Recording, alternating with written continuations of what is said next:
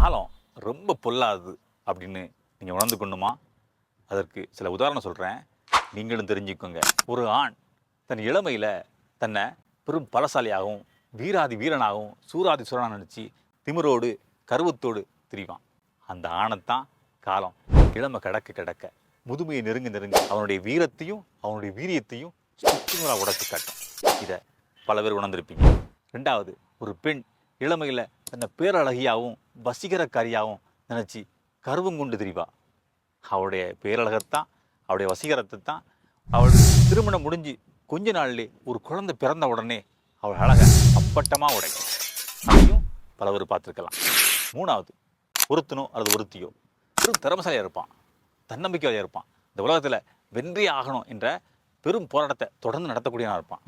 அவன் நினைப்பான், என்னோட திறமை இருக்குது, என்னோட தகுதி இருக்குது, நான் யார்ட்டையும் வெல்வதற்காக கை நீட்டியோ காக்கா பிடித்தோ கை கட்டியோ நிற்கவே மாட்டேன் அப்படிங்கிற கருவத்தோடு தெரிவான்.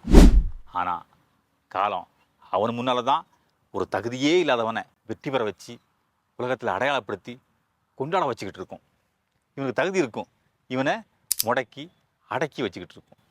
இதுபோல் பல நிகழ்வுகள் இந்த பூமியில் நடந்துக்கிட்டே இருக்கும். ஏன்னா காலம் ரொம்ப பொல்லாதது. ஒன்றே ஒன்று புரிஞ்சுக்கோங்க, இந்த நாள் இந்த நொடி தான் உங்களுக்கானது. இந்த நாள் இந்த நொடியை எப்படி மகிழ்ச்சியாக கொண்டாட முடியுமோ, இதில் நம்ம என்ன செய்ய முடியுமோ அதை மட்டும் செய்யுங்க. நாளை எப்பொழுது என்னன்னு காலம் திட்டமிட்டு வச்சுருக்கோம், அது நடக்கும். அது நடக்கும்போது அதை நீங்கள் நடத்திக்கோங்க. புரியுதா? தயவுசெய்து இந்த நாளை யாருக்காகவும் எதற்காகவும் இழந்துடாதீங்க. வாழுங்க.